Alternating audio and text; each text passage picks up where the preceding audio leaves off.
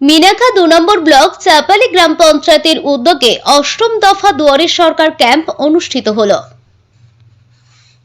চাপালি গ্রাম পঞ্চায়েতের উদ্যোগে অষ্টম পর্যায়ে দুয়ারে সরকার ক্যাম্প অনুষ্ঠিত হলো। এই ক্যাম্প চলবে রাজ্য জুড়ে বিভিন্ন অঞ্চলে। রাজ্যের মুখ্যমন্ত্রী মমতা বন্দ্যোপাধ্যায় জানিয়েছেন 15 ডিসেম্বর থেকে 30 ডিসেম্বর পর্যন্ত চলবে দুয়ারে সরকার ক্যাম্প।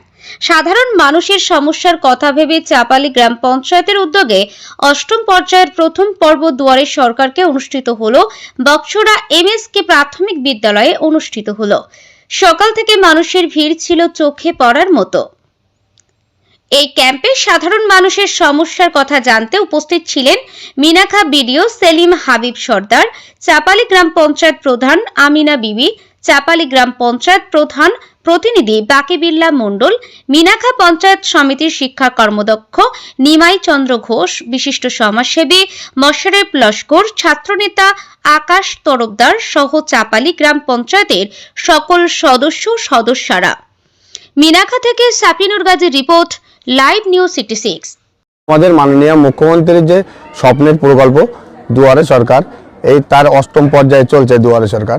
তো এই দুয়ারে সরকারে আমাদের চাপালি জীবিতে 85% মানুষ উপকৃত হয়েছে। এখন যে 15% যেটা বাকি আছে সেগুলো দেখা যাচ্ছে নামের ভুল বা অন্যান্য সমস্যার জন্য তারা আটকে রয়েছে। এই দুয়ারে সরকারেও আমরা প্রচুর মানুষ উপকৃত হয়েছে। আমরা যেমন লক্ষ্মী ভাণ্ডার, স্বাস্থ্যসাথী, খাদ্যসাথী, বিভিন্ন পর্যায়ের যে প্রকল্পগুলো আছে সব কিছুই আমাদের আজকে দুয়ারে সরকার থেকে বাদবাকি অনেক মানুষের আমরা কাজ করে দিয়েছি।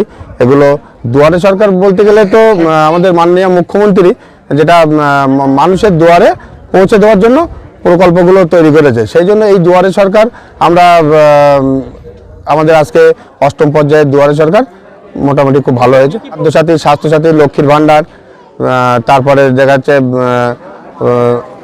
বিভিন্ন রকম প্রকল্প আছে।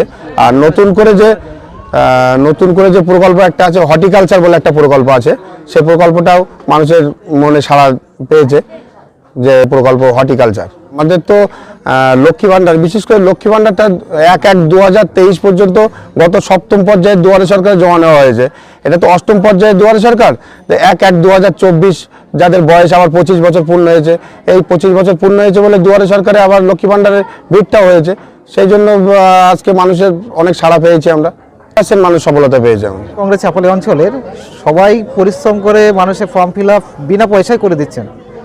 আমরা যাতে মানুষ যাতে দুয়ারে সরকারে হেনস্থা না হয় সাধারণ মানুষ, সেটা সবাই লক্ষ্য রাখছে। আমাদের গ্রাম পঞ্চায়েতের প্রত্যেকটা প্রতিনিধি মেম্বাররা এনারাও সহযোগিতা করছেন। তাছাড়া আমাদের যারা স্টাফ আছেন পঞ্চায়েতের, আজকে আমাদের সবথেকে গর্বের বিষয় আমাদের মিনাখা বিডিও সাহেব আমাদের এই ক্যাম্পে তিনি তত্ত্বাবধানে ছিলেন। মাননীয় মুখ্যমন্ত্রীর স্বপ্নের প্রকল্প দুয়ারে সরকার আজকের কিন্তু ভারতবর্ষে স্বীকৃতি পেয়েছে। ভারত সরকার এটাকে স্বীকৃতি দিয়েছে।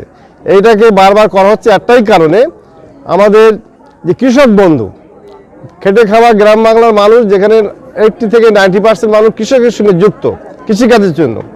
আজকে যে কৃষক মারা যাচ্ছে তার যদি 60 বছরের মধ্যে 2 লক্ষ টাকা পাচ্ছে, এই অনুপ্রেরণায় আজকে মানুষ যারা প্রত্যেক তার ফ্যামিলি মেম্বারকে প্রত্যেকে যাতে 2 লক্ষ টাকা রিস্ক কভার পায়, যাদের 18 বছর পূর্ণ না হলে তো দুয়ারে সরকারের ক্যাম্পে কৃষক বন্ধু আবেদন করতে পারবে না, যাদের 15-17 যাদের বয়স 18 হয়ে যাচ্ছে, তারা ওই কৃষক বন্ধুর টাকা কাগজপত্র নিয়ে কৃষক বন্ধু প্রকল্প শুরু করছে। আজকে যদি প্রকল্প বন্ধ করে তাহলে পুনরায় নতুন করে কৃষক বন্ধু হবে না, যাদের বয়স 20, 25, 30 হয়ে গেলেও তারা পাবে না। এটা দুর্ভাগ্যের বিষয় হলো, এটাও সত্য। বিগত সরকারের সময় 46 বছর না হলে বিধবা ভাতা পেতেন না। এটা দুঃখের বা যন্ত্রণা হলো এই মামাটি মানুষের সরকার, মমতা বন্দ্যোপাধ্যায় সরকার, যদি কেউ 18 বছর বয়সে বিধবা হয় তাকেও বিধবা ভাতা দেওয়া হচ্ছে, এবং ওই বিধবা যখন 25 বছর বয়সী হবে তখন সে লক্ষ্মী ভাণ্ডারও পাবে। যার জন্য এটাকে কন্টিনিউ রাখতে হবে, না করলে এই সুবিধা থেকে এই মানুষগুলো বঞ্চিত হবে।